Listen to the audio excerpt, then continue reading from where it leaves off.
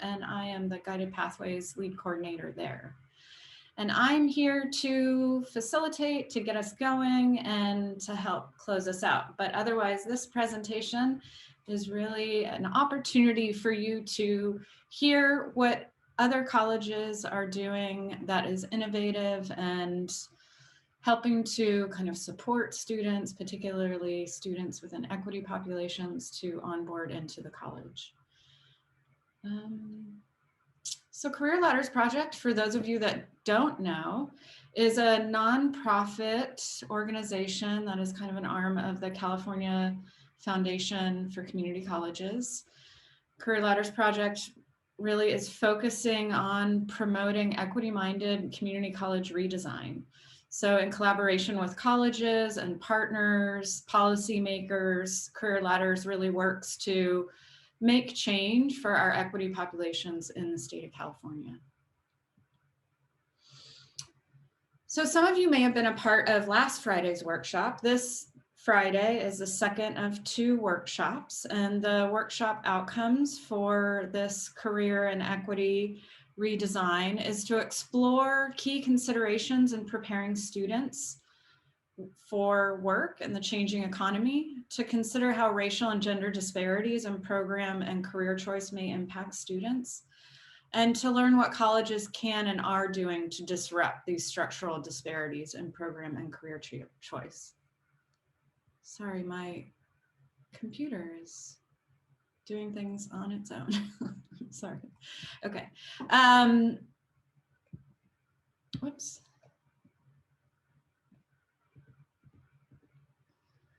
Okay, my name is Michelle Simotis. My picture is there, but really this first part of the presentation is all about Wendy and her work at MiraCosta College. But before we get started, I wonder if we could just kind of quickly say hello. We have 69 people in the room, so maybe in the chat, just so our presenters get a sense of who's in the room, if you could just tell us what college you're coming from and what your role is at that college, that would be fantastic.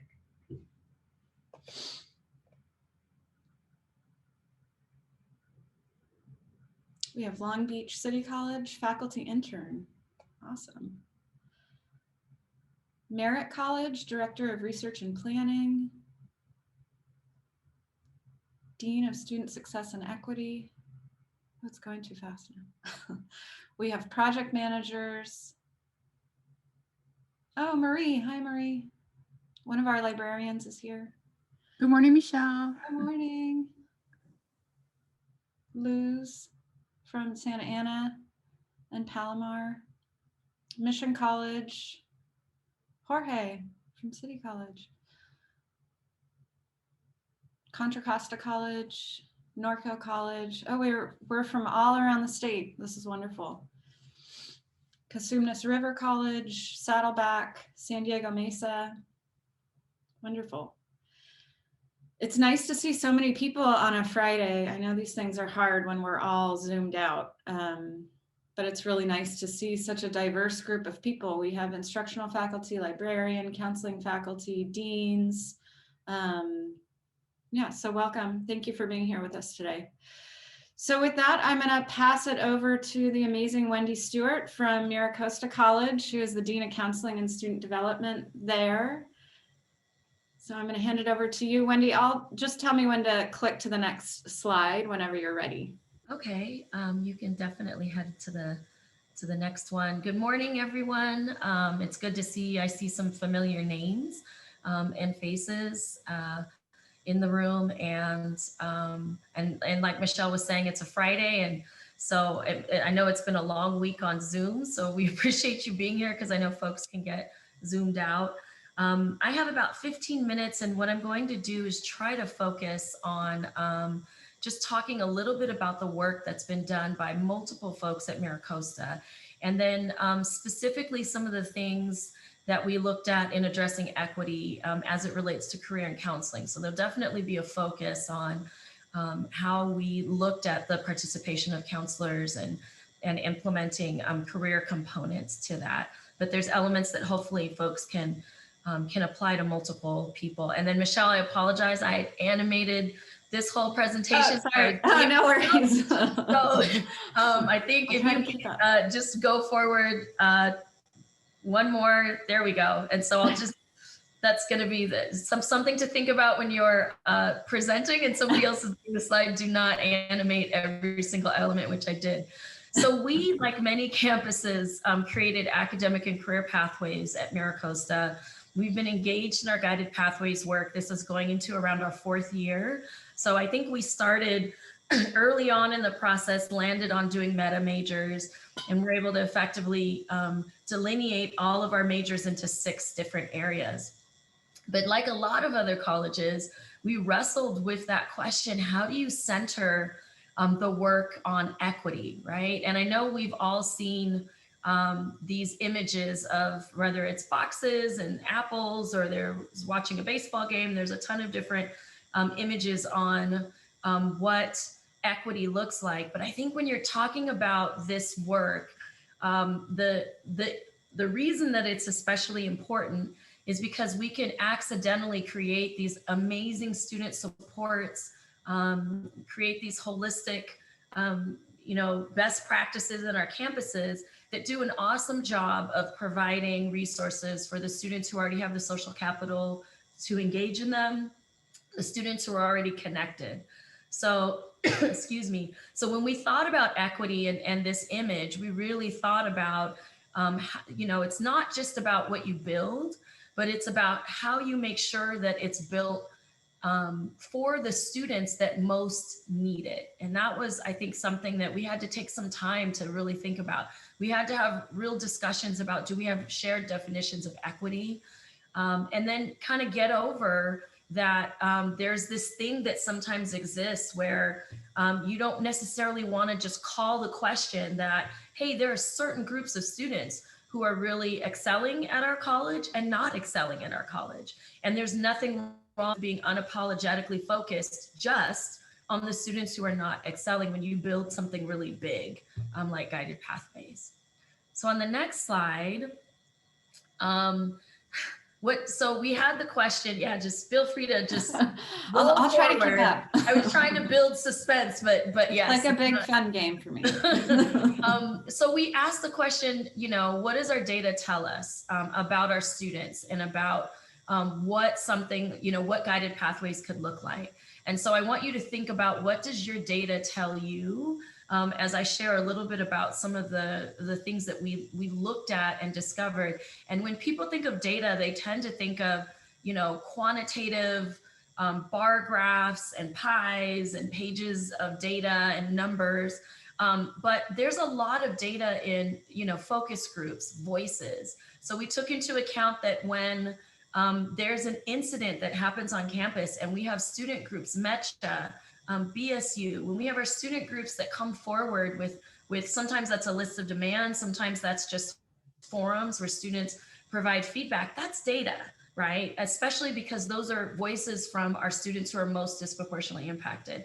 There's also a lot of anecdotal data. So my role as the Dean of Counseling and Student Development, part of engaging in this was just having a lot of conversations with counselors, because there might not be things that are quantified on a data dashboard, but if you ask a counselor, what are 5 different ways that you think we could fix the schedule or fix having alignment across the campus, they can fire that off quickly off the top of their head based on just the experience of helping students, right? Because the reality is that a lot of our student supports, they're designed to support students, but let's be honest, student supports also sometimes help our students navigate barriers and navigate what can be an extremely complex system. So we wanted to look at data, both in looking at the quantitative, but also looking at a broad, a broad swath of what does our anecdotal data tell us and our qualitative data.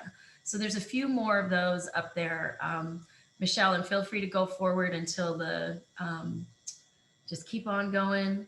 And then one more. Okay, so it gets even better on the following slides, like individual bullets, that's okay. So our data told us that our most disproportionately impacted students are our Black and Latinx students, but especially our Black and Latinx adult students. So we saw something interesting happening when you looked at the data and disaggregated it by 25 and over. You really saw that students were, the equity gaps, right, widened.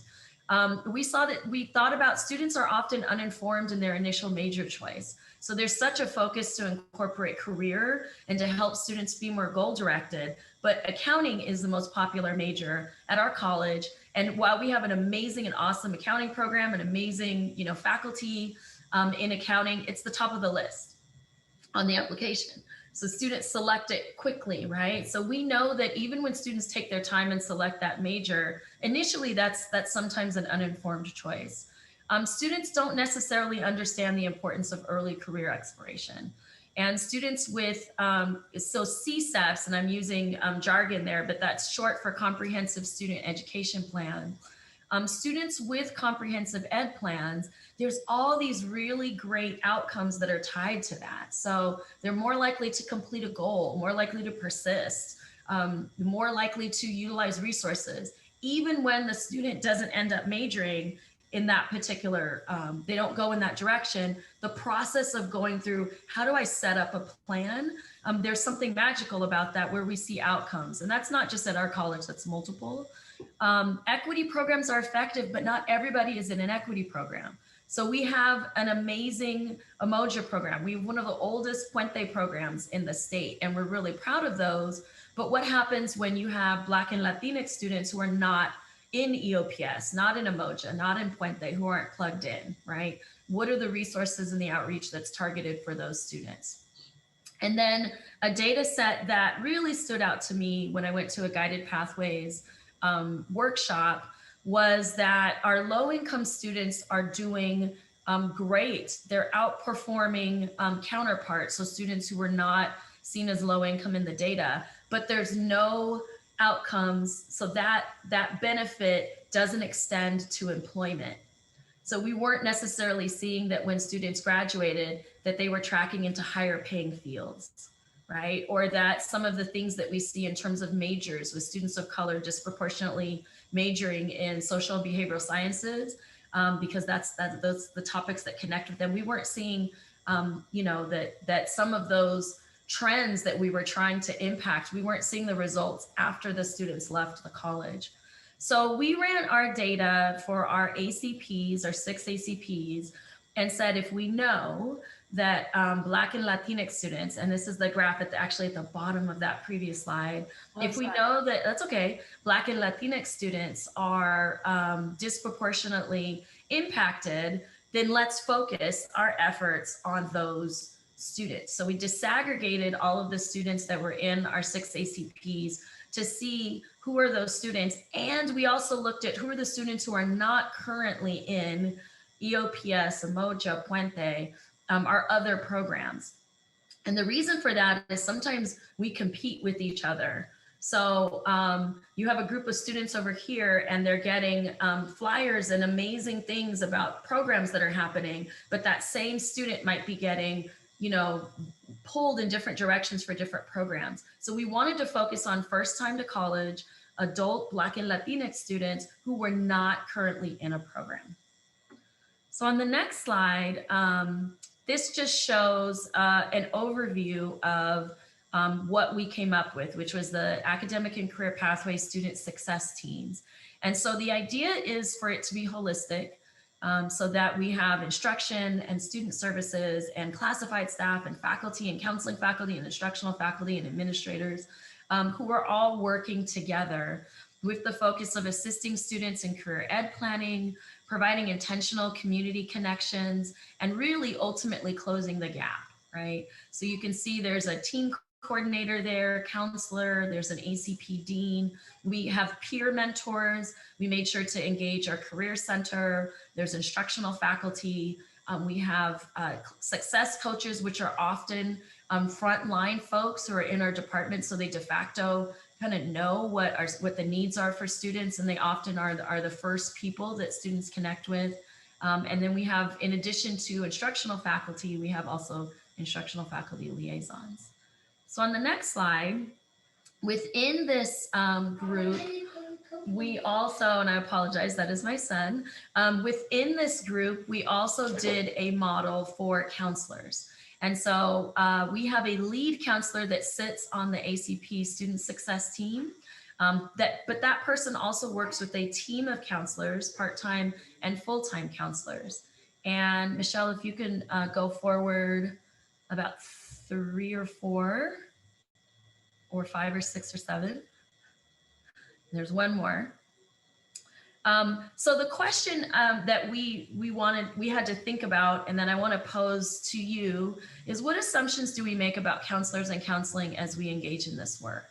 So there is this amazing synergy that has happened with all of these initiatives, right? We have student equity and achievement funding that is fueling a lot of our student equity programs, Triple SP, basic skills, there's guided pathways, there's strong workforce.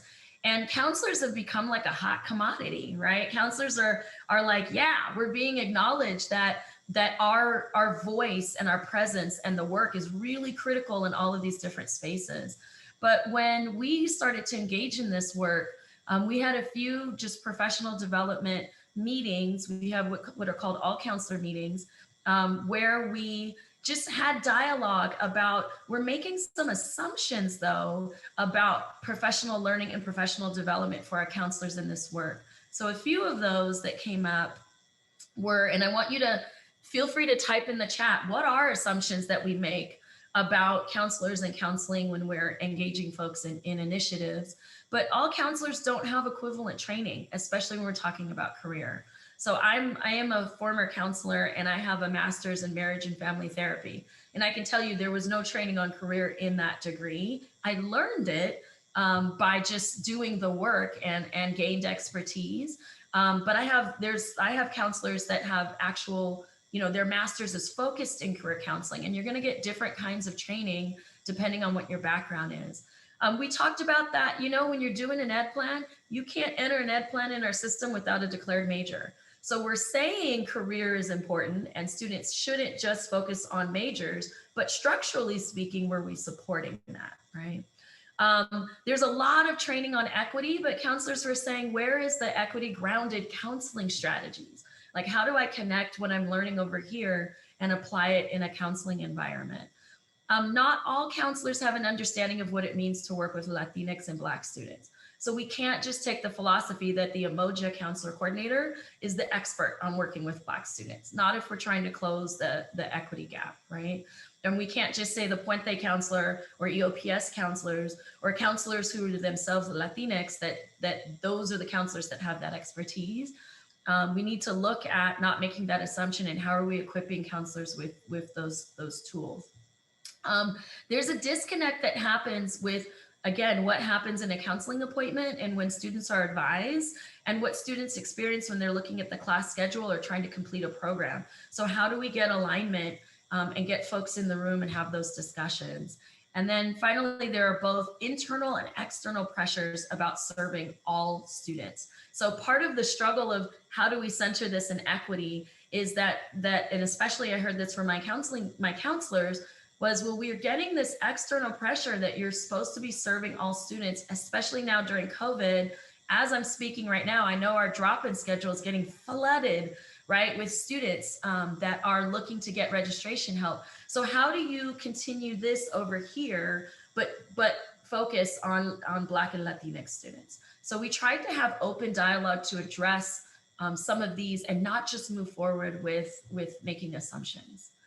So on the next slide, I'm just going to share some of the strategies, and please feel free in the chat to share, are these things that you think might work at your campus? Do you think these are things that, there's specific barriers and challenges? Because each one of these is a strategy and there's a success story, but we also had a struggle with it.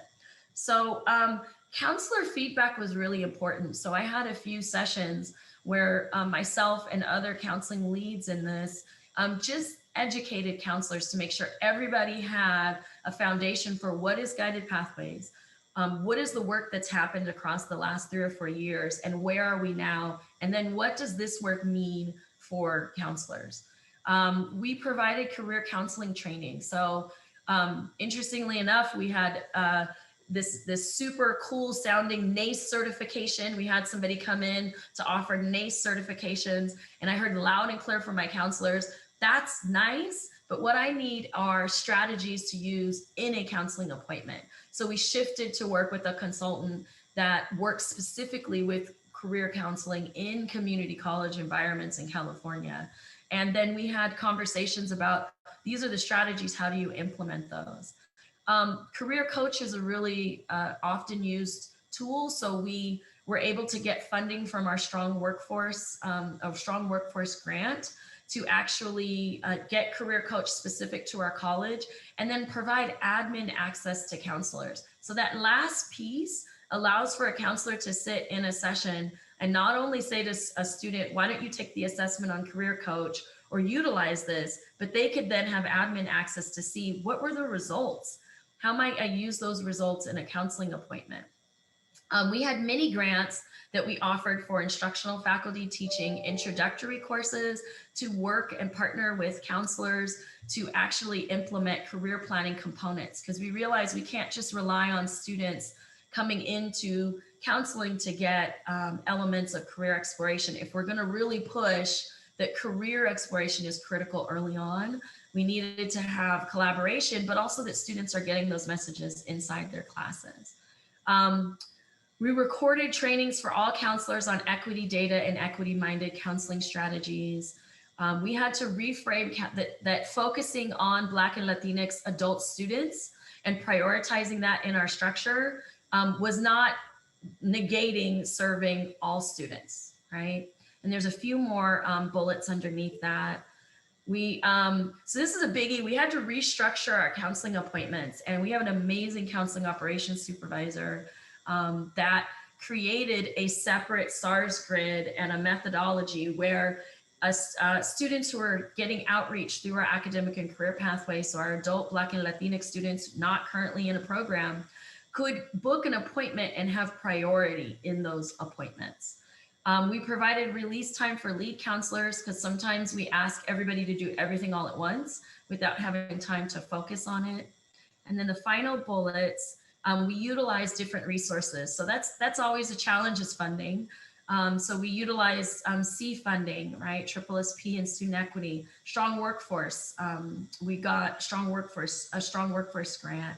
And then we engaged all counselors versus just general counseling. So there are ways and spaces that even though we weren't working specifically with EOPS students, there's still these awesome programs. So these students aren't engaged in programs. How are we working collaboratively across all counseling departments to help ground students?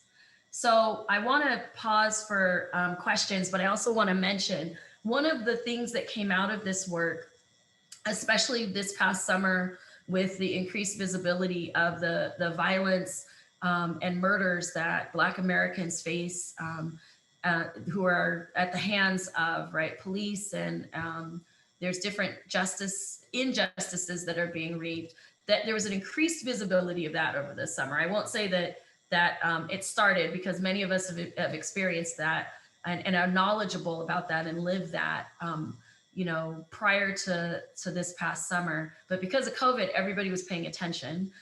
So there was a lot of increased visibility. And so a number of Black counselors and myself got together and said, well, we're having these discussions about equity grounded counseling. And again, how are we providing specific strategies? So next year, at the very end of January and throughout February, Black History Month, I'll be sending out information. We're working collaboratively with CLP to do a 4-part webinar series on equity grounded counseling serving Black students. So we're looking at things like empathy as a tool for equity, deconstructing the ed plan process, addressing basic needs in educational counseling, and how do you maintain an equity focus when you have these structures in place that sometimes make it hard to do that. So I know that was a lot, and I was talking the whole time. I saw a few folks put some things in the chat, but Michelle, I don't know if we have time for questions, or we're doing that towards the end. We can take questions at the end. Okay. Yeah, for everybody. I think that'll work well. So thanks everyone for listening a little bit about MiraCosta, and I think we're handing it off to Long Beach. Yeah, thank you. And welcome, Long Beach. I'm going to hand it, I don't know who's going to get us started, but I will hand it off to Elijah. Hi, Elijah. Elijah. Yep. MiraCosta, that was awesome, by the way. Yeah. So my name is Elijah. I'm the matriculation coordinator and also a counselor at Long Beach City College. I'm presenting with Lupe Pasillas, and she is our wonderful program supervisor. And then we also have Brenda Galvez, and she is a faculty intern with the career coordinator. So we can go to the next slide. And what we're going to talk about today is our equity-centered onboarding and student support, specifically as they relate to career. So just before we get there, I guess to give you a broad sense of what we'll cover, we're going to talk about who we are demographically as a college, and who we serve, and we'll talk about our equity-centered approach, and we'll also talk about identifying and addressing the career services gap that we uncovered um, in the services that we offer. So we are a mission-driven college, and this is the mission for matriculation. I actually bolded some items, and I don't see them bolded on here. So, oh shoot, this might be a slightly different version, but it's okay. I think the things that I bolded were the student-centered onboarding experience specifically, Oh, no. and having an informed equity lens, and also timely supports, not just having supports, but knowing when, anticipating when you will need to activate various supports for students and not putting that onus on them. And lastly, having a data informed and student experience informed approach overall. So how do we do that? Well, we have a strong presence among our local high school partners.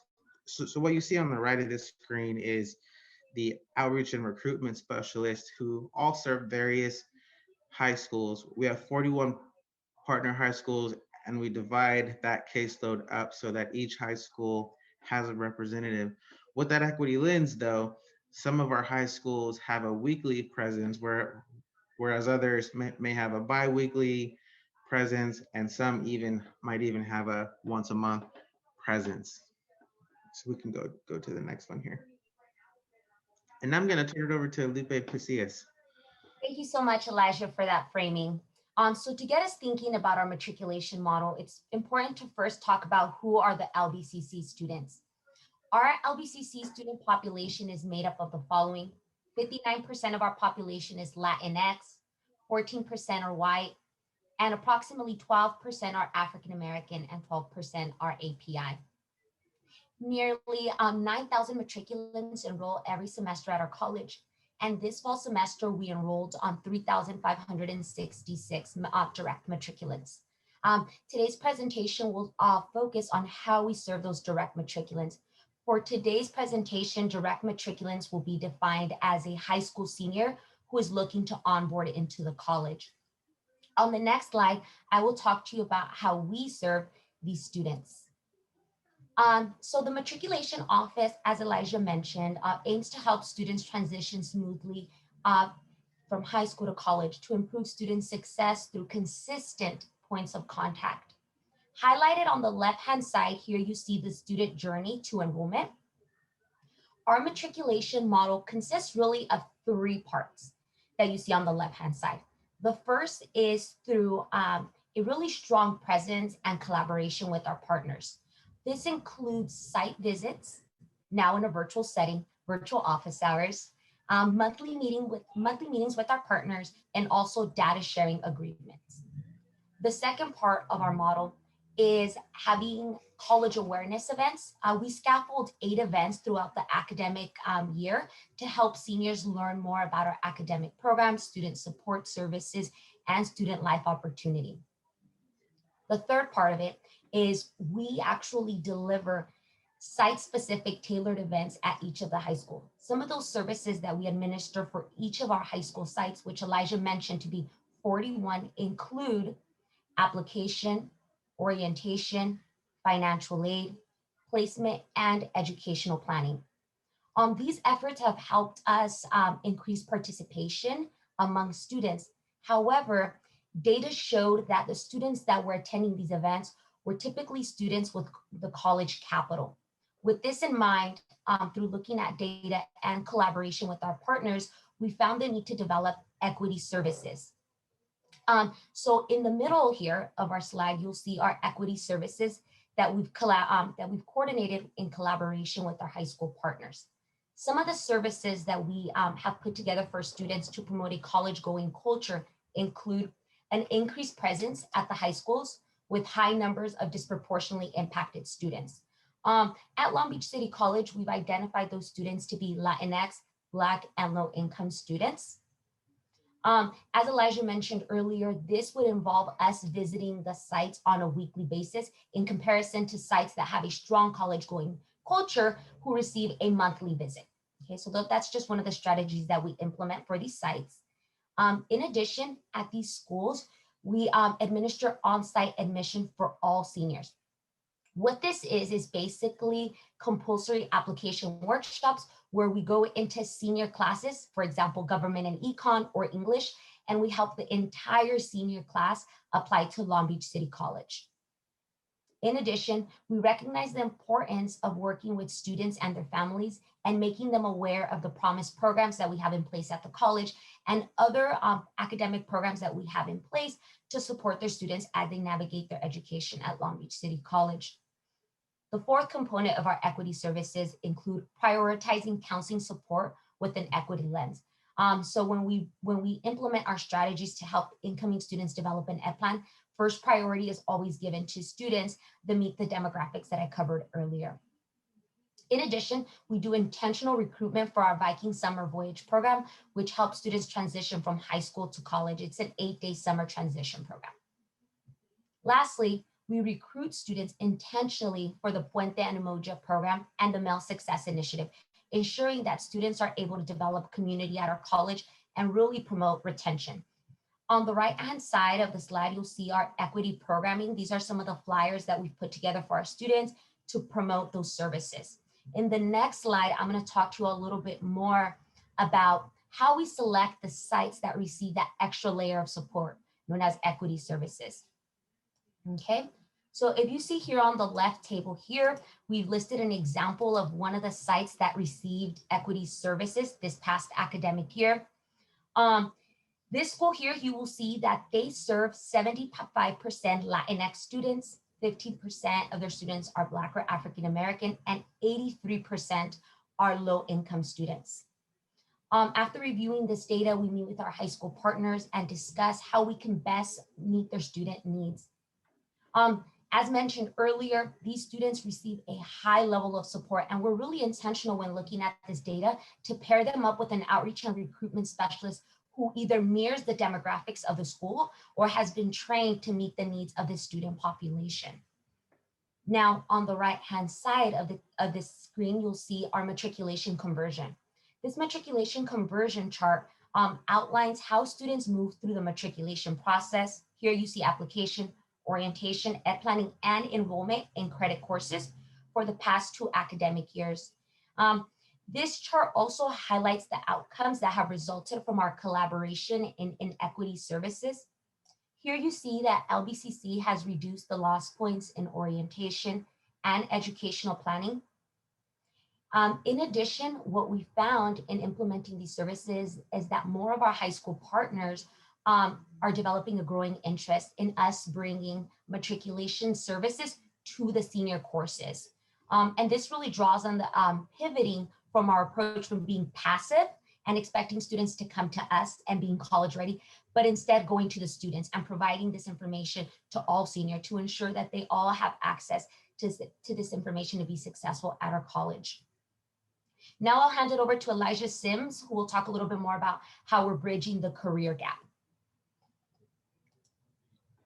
So thank you, Lupe, for going over all of the ways that we've been trying to be intentional. I think it's important to note that none of the intentional work that we've tried to do, and the listening to our partners closely and the surveying our students closely, none of that work is able to happen in a vacuum. There are other factors, right? So AB 705 and college level placements, with the intention of accelerating completions, the SEED program and its establishment of expectations around comprehensive educational plan creation, AB 19 and the California College Promise, and the implications for us institutionally having been really a redesign of our FYE programs.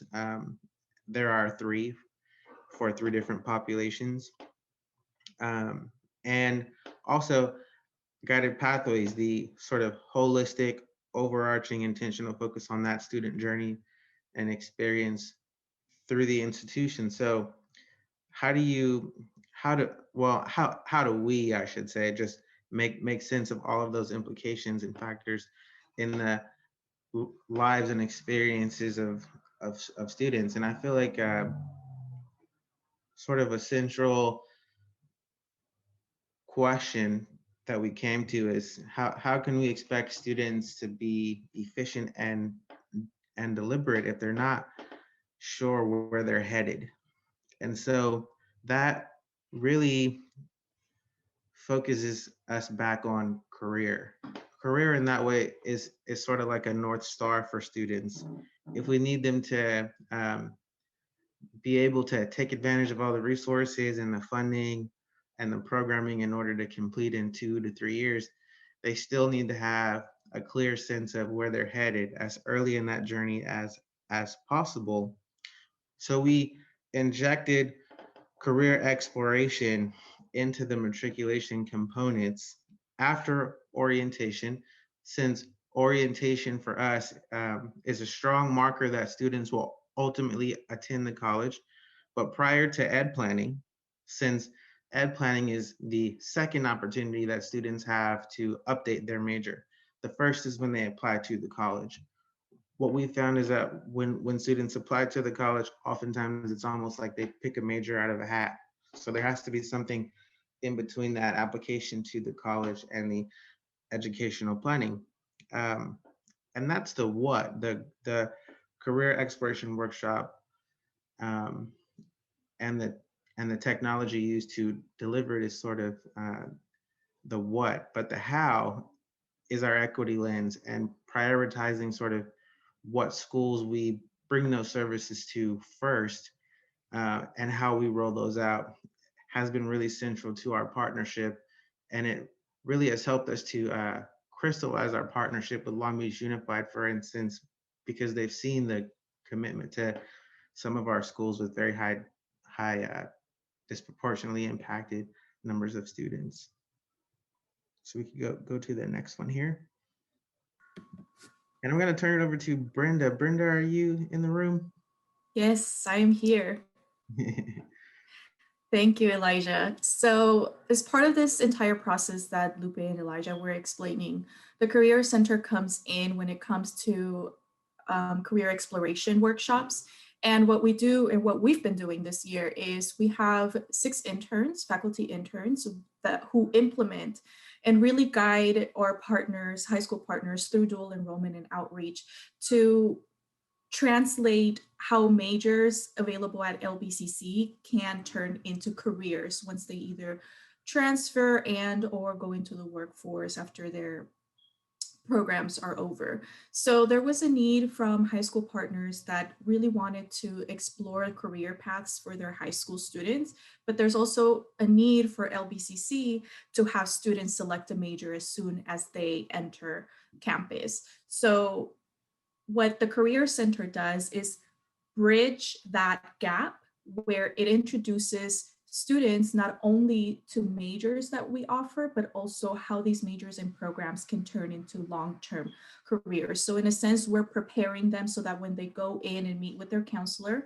they already have an idea of what they want to do and how that can translate also into an education plan.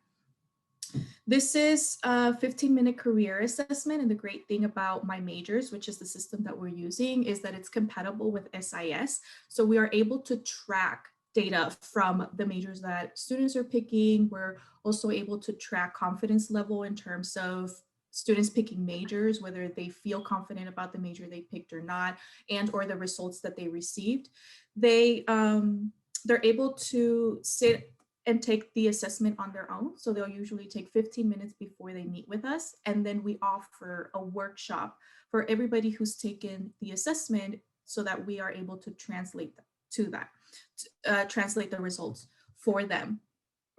And like I said, we help them identify majors and how these connect to LBCC's colleges or LBCC's career and academic pathways. And the great thing about this program that is being implemented is that we are extremely proactive about it. So we not only let the students take the 15-minute assessment, go over the results, and then call it a day.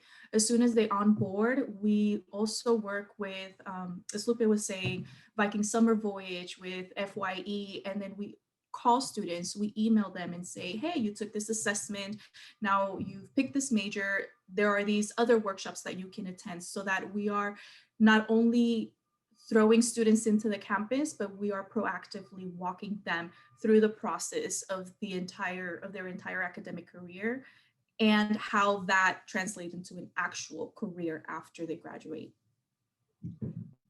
Thank you. Incidentally, career and academic pathways is our local word for, or phrase for, meta majors. So this last part here, we would be remiss not to acknowledge that in order to get My Majors off of the ground, there were a lot of different areas who were involved. And so on the left-hand side are some of those areas. And then in addition to that, it's also important to acknowledge that My Majors was not free. And there was 3 different funding sources that were utilized in order to fund it. And I have those here. The Perkins Grant, the Foundation Office, and the Counseling Office. And in terms of the My Majors approach, there's really just 3 simple steps. 1, the student completes the My Majors career assessment. It takes about 15 minutes. 2, they attend a interpretation workshop. And we find that really helpful because the way that we were doing career services was one-on-one, and based on the number of FYE students we serve each year, it's impossible for us to do that in time for students to choose their classes. And then the last part is scheduling a counseling appointment to complete their abbreviated educational plan. And again, we don't necessarily expect the students to activate that service on their own. We're going to the high schools, or in this remote context, we're setting up virtual opportunities for students to come in and receive those educational plans and get that counseling so that they don't have to set up their own appointments. And that is all from the LBCC folks.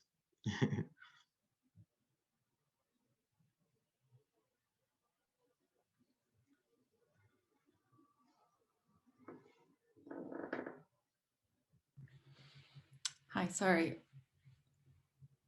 Let me get back to sharing the presentation. So with that, I want to leave some time for questions for any of the panelists. There were a couple of questions in the chat, but I don't know if people want to raise their hand. I can call on them and you can ask the questions verbally, so we can engage in a dialogue. We still have a good amount of time, so feel free to raise your hand and ask your question, but I will ask this first one in the chat. How many days for the student to matriculate from application to registration? That's a great question. So our application opened in October and our registration is scheduled for early May. So the time from application to registration depends on when the student chooses to apply. We've scaffolded programming in between that period to ensure that students remain engaged and interested.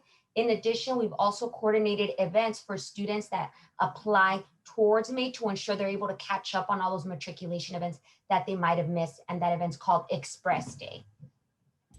That was my question.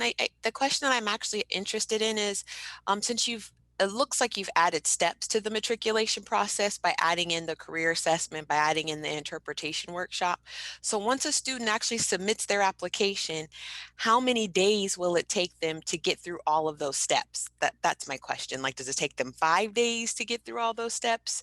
8 days, 10 days?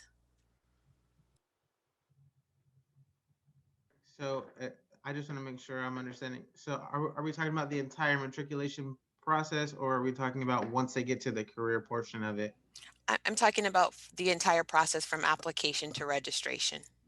Right. So it sort of depends on when a student starts. What we try and do is just scaffold it and give them little pieces of it at a time. So literally they start all the way. Our high school students, who we call our year zero students, they're in the pipeline.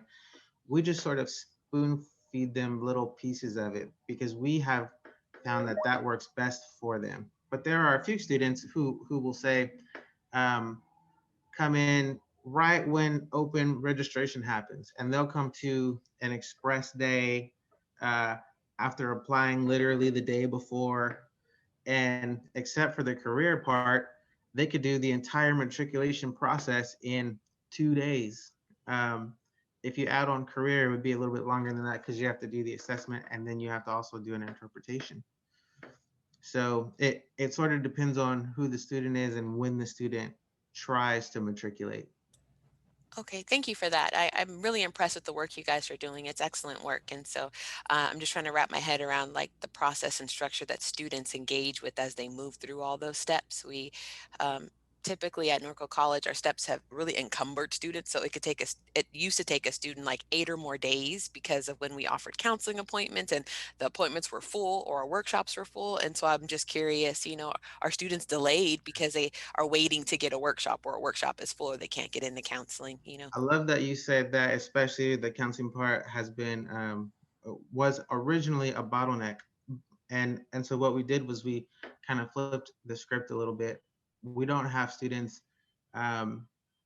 we actually do not encourage students to go to the counseling department to make their appointments if they're in the pipeline.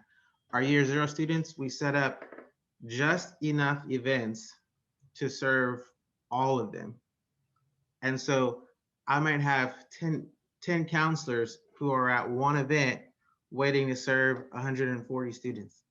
And then we have another one of those and we serve another 150 to 200. And we keep doing that until we get through them all so that their first experience and impression with the college isn't that they went to counseling, they tried to get an appointment, and they were all booked. That's excellent. That's excellent. Thank you.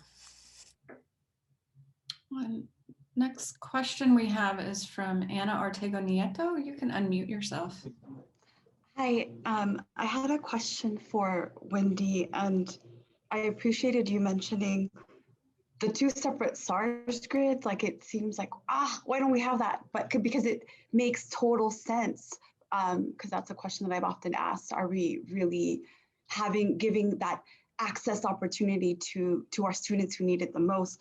But I was curious to learn more about, you talked about like having a lead counselor and then having like associate counselors, and when the counselors are working together collaboratively on these teams, I wanted to learn more about their roles that the counselors play. Yeah, so the good question. So the lead counselors meet with the team. So they have regular ACP success team meetings. They're the person that works collaboratively with instructional partners and the coaches and also the Career Center, the peers. And they plan really from scratch what their strategy is.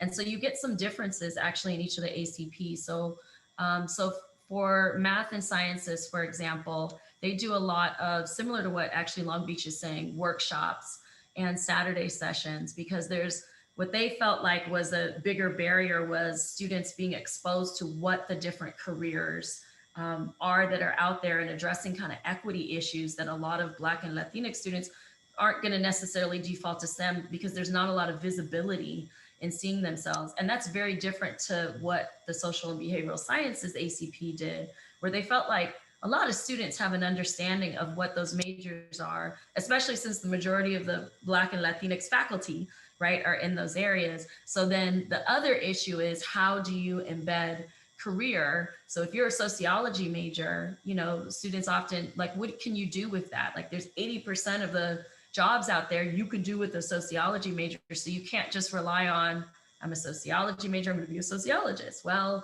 you could also be in public relations or in a tech field.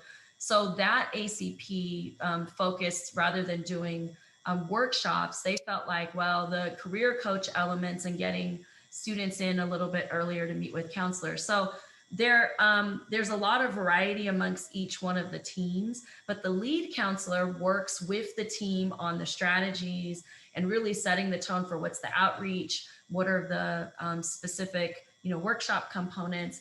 And then the support counselors, so the part-time counselors, we call them associates at MiraCosta.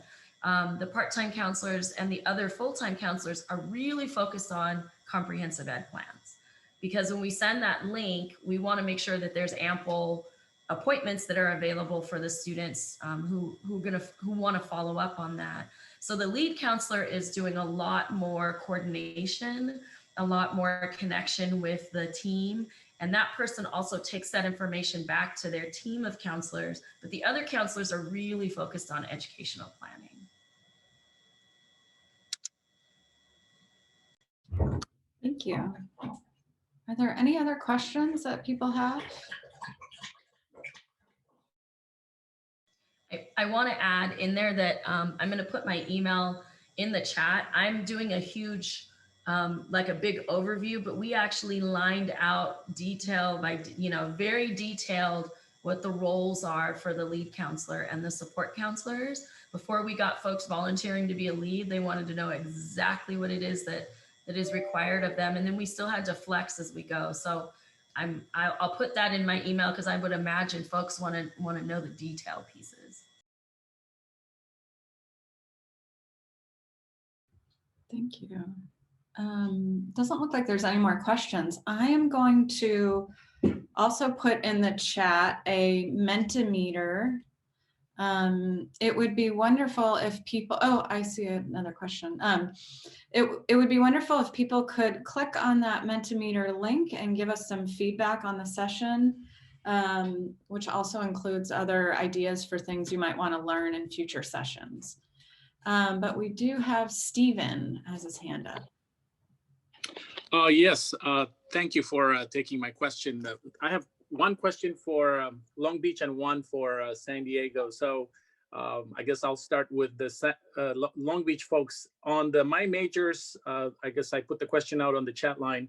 In particular, my interest is, how do you actually get the engagement from students? Is it mandatory for all students that are new to the community college, or is it optional? What does that process look like? And then the second question for Wendy is, specifically with counselors, are counselors specifically assigned to a particular ACP, or are they assigned, because I don't know what your counselor to student ratio is. Do you have one or two counselors serving in multiple ACPs, or what does that look like, so that, you know, do you have enough bodies to support the number of students in that particular major or meta major?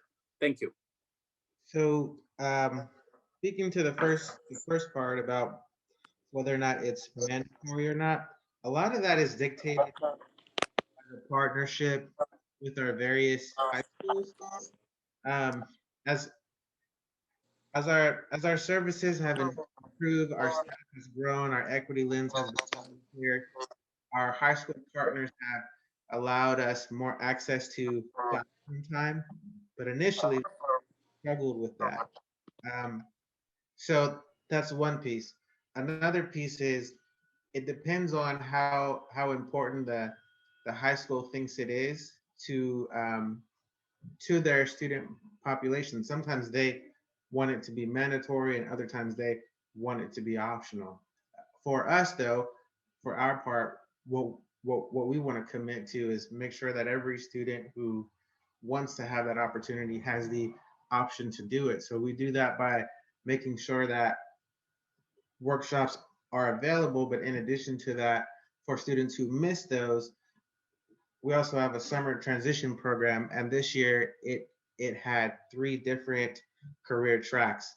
One was asynchronous, another one was an actual counseling course, and another one was a STEM focus, but all of them had career embedded. So our goal, honestly, is to get every single student we can to go through some kind of career, but sometimes we're a little bit limited by the access that our high school partners will give us when it comes to making that mandatory or not. Does that make sense? Yes, it does. Thank you, Elijah. And so, Stephen, the second half of your question, I tried to take notes to remember it. So are our counselors divided up by ACPs? We actually interviewed a lot of other counseling departments in making that decision.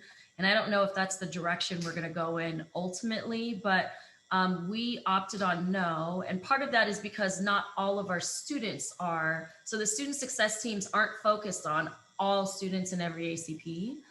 Students can declare an ACP when they submit their application, and we're still kind of increasing the knowledge of ACP. So we're not there yet as a campus where students even come in knowing exactly what an ACP is. So there's work to do there. But part of that equity focus is in recognizing that we built ACPs and it's there as a resource for all students, but the work and the success teams are not focused on all students. They're focused on Black and Latinx students. So we don't have counselors divided up by ACPs, but we have teams of counselors that part of their load, so part of their hours for the week for that team is dedicated to making sure that they're doing appointments for our adult Black and Latinx students. So that's where the prioritization comes in. And if students don't book those appointments, we have a time frame by which, you know, if a student that has received that outreach from the team doesn't book it, we release that to do what we call express counseling, but is drop-in counseling. So that we don't have like hundreds of appointments, right? That students don't necessarily take advantage of. So what is the counselor-student ratio? So that's such a great question. I should probably do counseling off the top of my head. I want to say that it's similar to other colleges where there's like one counselor for every, I want to say the last time we looked at it was close to 700 students. And I know that's actually a low ratio when you look at, there's some colleges that have one counselor per 1,000 students. But you know, that's a complex thing in counseling. You have duplicated, unduplicated head count. There's a lot of variables in that. But I will say this, and I'll try to wrap it up quickly. We had to break the mold in thinking about this. So equity means that if you're just going to take the way that you normally do things and apply it to Black and Latinx students, that's not necessarily an effective method, right? Because if our institution was designed for Black and Latinx students, we wouldn't have the equity gaps that we have to begin with, and we wouldn't see it statewide and nationally. So we had to think about from a culturally relevant perspective that while the ed plan is the goal, right? And there was this feedback that you're going to put all this energy into, you know, working with first-time Black and Latinx students, and what are the results going to yield? What if you book all these appointments and separate it on the schedule, and then students don't take advantage of the appointments? What if they don't go to the workshop? But part of what we reframed it is an equity model is that contact with the students, that care, that sense of belonging, the student getting an email saying, we got a team of folks that are focused on you. And we recognize that being a Black student is tough because you might be the only student in the class, right? There's other variables that you have to take into account. So we had to reframe what is success, even if the student doesn't book an ed plan appointment. If they've had contact with the counselor, if a team member's checked in, do you have basic needs that aren't getting met? What's happening with you? We care as an institution, and also letting students know we're unapologetically focusing this work on Black and Latinx students because it ain't working for you, right? What we're currently doing, that model's not working. We gotta reframe that model. So we had to get out of the just measuring success by the number of appointments and even just CSEPs, right? We're in the mode right now, and this is new, but we recently had a discussion about what other metrics tell us that we're successful with our students, and then how are we also looking at that over time? Because we might not actually see the results from this within a semester. We might not even see it in the second semester, but that student who's gotten that contact and knows that there's a counselor and there's counseling and there's I have contact with an instructional faculty member and I understand what it means to do office hours, and maybe that's not as intimidating, right? ... Maybe that is going to have impacts in different ways that remains to be seen. Thank you.